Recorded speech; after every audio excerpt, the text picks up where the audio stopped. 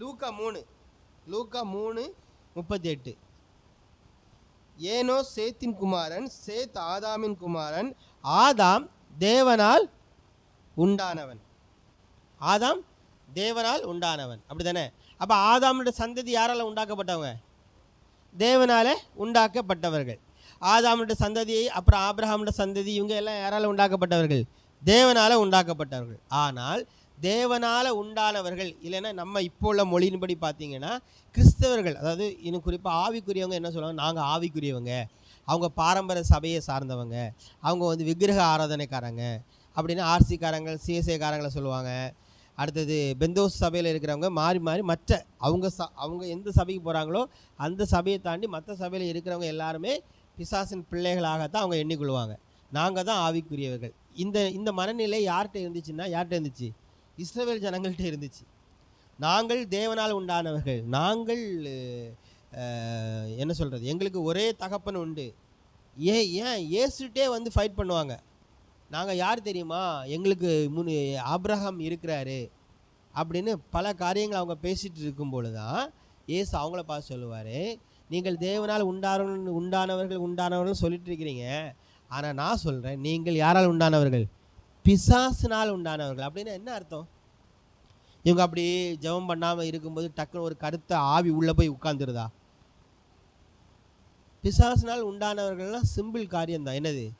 மாம்ச சிந்தையிலிருந்து யோசிக்கிறாங்க பார்த்தீங்களா, அதுதான் பிசாசினால் உண்டாகிறது.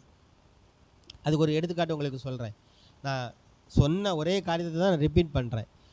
இயேசு கிறிஸ்து கெத்செமனே தோட்டத்தில் இருந்து கடைசி நேரத்தில் வந்து சீடர்களை பார்த்து கேட்பார், என்ன யார் அப்படின்னு என்றாங்க, மற்றவங்க என்ன யாருன்னு சொல்கிறாங்க அப்படின்னு கேட்கும்போது பேதுரு என்ன சொல்லுவாப்பில்ல, நீ தேவனுடைய குமாரன் அப்படின்லாம் பேதுரு சொல்லுவார்.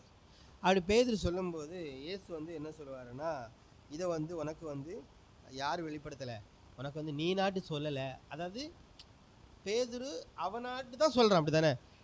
இயேசு கிறிஸ்து வந்து கேட்குறா, பேதுரு என்ன எல்லாரும் எப்படி பார்க்குறாங்க அப்படின்னு சொல்லும்போது, நீர் எலியா என்றும் தீர்க்கதரிசி என்றும் அப்படிலாம் சொல்கிறாங்க, மற்றவங்க சொல்கிறாங்க. சரி, மற்றவங்களாம் சொல்கிறது இருக்கட்டு, நீங்கள் என்ன சொல்கிறீங்க அப்படின்னு கேட்கும்போது பேதுரு சொல்லுவார், நீ தேவனுடைய குமாரன் கிறிஸ்து அப்படின்னு சொல்லும்போது பேதுரு அந்த சைக்கிள் கேபிளில் போய் ஜெபம் பண்ணிட்டு வந்தானா, ஆண்டவரே பிதாவே ஆவியானவரே எனக்கு வெளிப்படுத்துங்க, என்ன தெரியலையே. இல்லை, அவன் நார்மலாகவே சொல்கிறான் தேவனுடைய குமாரன். ஸோ அப்படி சொல்லும்போது இயேசு அவனுடைய அப்பாவோட பெயர் சொல்லுவார். அதோட அர்த்தம் என்ன தெரியுமா? உனக்கு மாம்சத்தில் ஒரு அப்பா இருக்கார் இல்லையா, அந்த அப்பாவுக்கு மாம்சத்தில் பிறந்த உனக்கு ஒரு அப்பா இருக்கிறாரு, அவர் மாம்சத்துக்குரியவராக இருக்கார், அப்படி தானே? சரீர உடலில் இருக்கிற அந்த அப்பாவுக்கு பிறந்த நீ அந்த அப்பாவை மாதிரி நீ பேசலை. அதாவது மாம்சத்திலிருந்து நீ பேசலை, நீ எங்கேருந்து பேசுகிற? ஜீவனிலிருந்து, தேவனிலிருந்து, கிறிஸ்துவிலிருந்து பேசுகிற. நான் சொல்கிறது புரியுதா? ஸோ மனுஷங்கிறவன் அவனுக்கு ஒரு அப்பா இருக்கிறார், மாம்ச சரீரத்தில் ஒரு அப்பா இருக்கிறார், மாம்சத்துக்குரியவனாக இருக்கிறான். ஆனால் அவனுக்குள்ளேருந்து என்ன ஒரு வார்த்தை வருதுன்னா, தெய்வீகமான ஒரு நிலையிலேருந்து ஒரு வார்த்தை வருது. அந்த தெய்வீகமான வார்த்தை என்கிறது அவன் செப்பரேட்டாக போய் ஜெபம் பண்ணிட்டுலாம் வரல, நார்மலாக அவனுக்குள்ளே வருது. நான் ஏன் இவ்வளோ அழுத்தம் திருத்தம் சொல்கிறேன்னா, தெய்வீகத்திலேருந்து புறப்படுகிற வார்த்தைகள் வந்து ஏதோ ஒரு விசேஷமானதெல்லாம் கிடையாது, அதுதான் உன்னுடைய நிலை. நான் நிறைய எக்ஸ்பீரியன்ஸ் இருக்குது. அதே மாதிரி கர்த்தர் சொல்கிறான்னு சொன்னால் கூட எப்படி தான் சொல்லுவாங்க, அப்படி உடம்ப சிலுத்துருவாங்க, என்னெல்லாமோ நடக்கும்.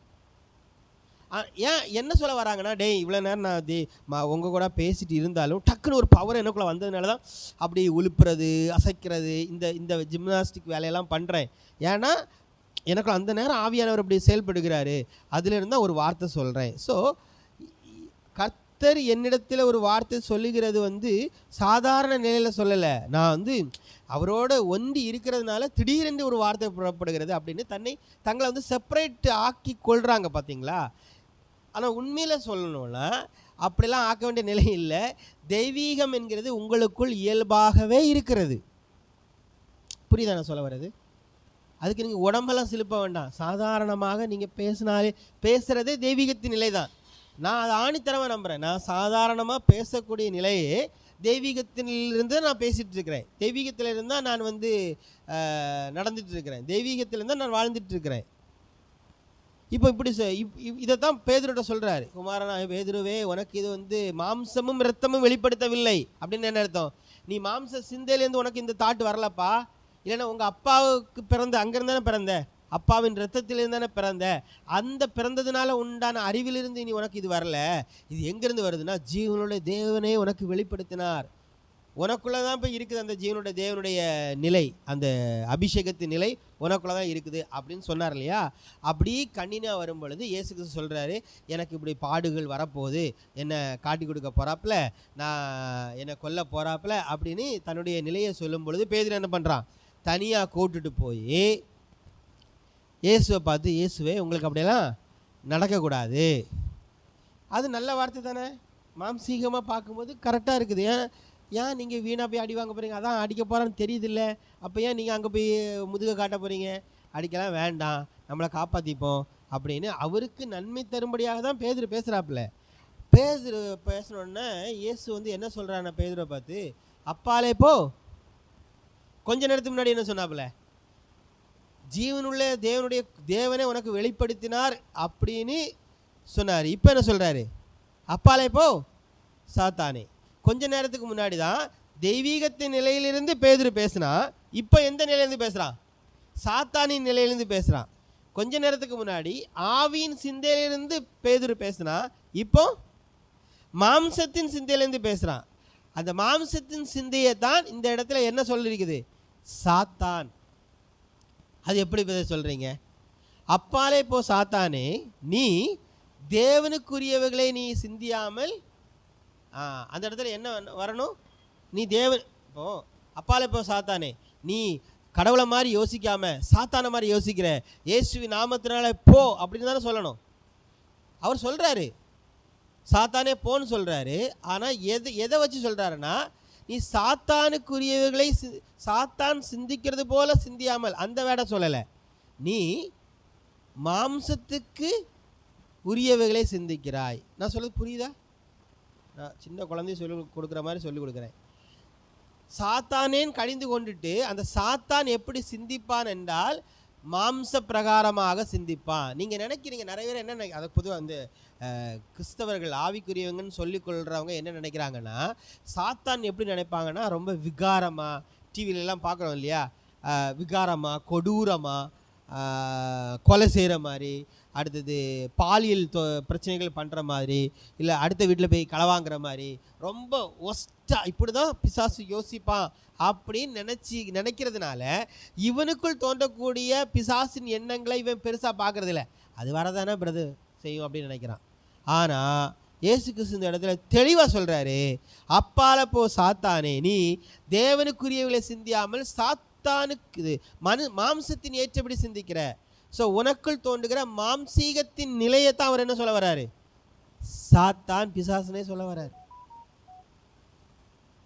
அப்படி பார்க்கும்போது எப்படி இஸ்ரவேல் ஜனங்கள் பிசாசினால் பிடிக்கப்பட்டிருந்தார்களோ அதே போல தான் இன்றைக்கு பெரும்பாலான கிறிஸ்தவர்களும் பிசாசினால தான் பிடிக்கப்பட்டிருக்கிறாங்க. ஸோ அந்த மாம்சத்துக்கு ஏற்றவைகளை சிந்திக்கிறவன் தான் பிசாசினால பிடிக்கப்பட்டிருக்கிறான். இன்னும் சொல்லப்போனால் மாம்ச சிந்தைக்கு தன்னை உட்படுத்தியிருக்கிறான் இல்லையா, மாம்ச சிந்தைக்கு தன்னை அடிமையாக்கி வச்சிருக்கிறான் இல்லையா. புரியுதான சொல்ல வர்றது? இன்னும் நான் உங்களுக்கு புரிகிற மாதிரி ஈஸியாக சொல்கிறேனே, உங்கள் உறவுகள் சொல்லக்கூடிய காரியங்கள், அதை கணவனோ மனைவியோ பிள்ளைகளோ சமுதாயமோ உங்கள் சரீரம் சார்ந்து செய்யக்கூடிய காரியங்கள், மற்ற மனிதர்கள் பேசக்கூடிய காரியங்கள் உங்களை கவலைப்படுத்தி நீங்கள் மீண்டும் மீண்டும் துக்கத்துக்குள்ளாக உங்களை தனிமைப்படுத்தி கொண்டிருப்பீர்கள் என்றால், நீங்கள் எந்த நிலைக்கு உட்பட்டு இருக்கிறீர்கள் என்றால் பிசாசினால் உண்டாக்கப்பட்ட நிலையில் உட்பட்டு இருக்கிறீர்கள். அதனால தான் நான் நேரமே சொன்னேன், நாம் முழுமையாய் ஆவிக்குரியவர்கள், அந்த இல்லை எந்த மாற்று கருத்தும் இல்லை. ஆனால் என்னை அறியாமல் எனக்குள் இன்னொரு நிலையும் இருக்கிறதே நான் உணர வேண்டும். ஸோ எல்லாவற்றையும் நான் என்ன சொல்கிறது, அது எளிதாக அப்படி வரும் பிரதர், அதெல்லாம் வரும் பிரதர், அதெல்லாம் போராட்டம் வரும் பிரதர், அதெல்லாம் துக்கம் வரும் பிரதர், அதெல்லாம் நிலைகள் வரும் பிரதர்ன்னு நீங்கள் அதை உங்களுக்குரியவைகளாக ஏற்றுக்கொண்டு அந்த துக்கத்திலே நம்ம மூழ்கியிருக்கோம் பார்த்தீங்களா. அந்த துக்கத்திலே நான் என்ன வைக்கிற நிலை கிடையாது, அப்படி வைக்க வேண்டாம்னு சொல்கிறேன். ஏன்னா நிறைய பேர் என்ன வைக்கிறாங்கன்னா தங்களை அந்த இடத்துக்குள்ளே வைக்கிறாங்க. ஆமாம் நான் தோற்று போன ஆள் தான், ஆமாம் நான் வந்து அந்த பேச்சை பார்த்தாலே தெரியும் தன்னை வந்து எப்படி தான் வச்சுருக்கிறாங்கன்னா தங்களை வந்து ஒரு பலவீனம் உள்ள பாண்டமாக, தன்னால் ஒன்றுமே செய்ய முடியாத நிலைக்குட்பட்டு இருக்கிறதாகத்தான் தங்களை எண்ணிக்கொள்கிறாங்க. கிடையாது.